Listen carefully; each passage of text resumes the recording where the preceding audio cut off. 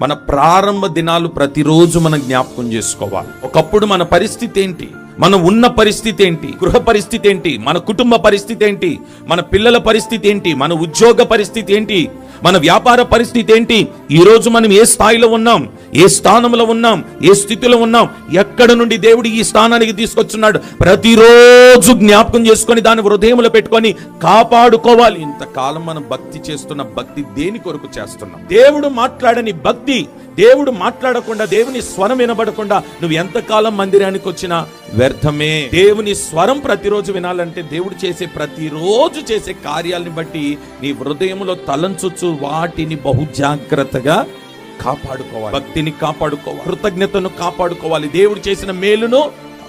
ఒక స్థాయి మారిన తర్వాత పూర్వపు దినాన్ని, పూర్వపు స్థితిని మర్చిపోకూడదు. ఒకప్పుడు మనం ఎక్కడి నుండి వచ్చున్నాం, మన పరిస్థితి ఏంటి, మనం వేసుకున్న వస్త్రాలు ఎలాగున్నాయి, మనం ఉన్న గృహం ఎలాగుండింది, మనం తినడానికి సరైన ఆహారం ఉండిందా, సరైన పాత్రలు మన ఇంట్లో ఉన్నాయా, మనం వేసుకోవడానికి సరైన చెప్పులు మనకు ఉండినాయా, ఇవన్నీ జ్ఞాపకం చేసుకోకపోతే ఆయన స్వరం మనం వినలేము. దేవుడు నీకు ఒక మంచి స్థానం ఇచ్చినా, మంచి స్థితిని ఇచ్చినా, మంచి స్థాయిని ఇచ్చినా, చక్కని వాహనం ఇచ్చినా, చక్కని ఇల్లు ఇచ్చినా, చక్కని ఉద్యోగాన్ని ఇచ్చినా, ప్రతిరోజు ఉదయకాలం మోకరించి చేతులు పైకెత్తిన నువ్వు చెప్పాల్సిన మాట ఏంటో తెలుసా? నేనేమై ఉన్నానో అది కేవలము నీ కృప మాత్రమే.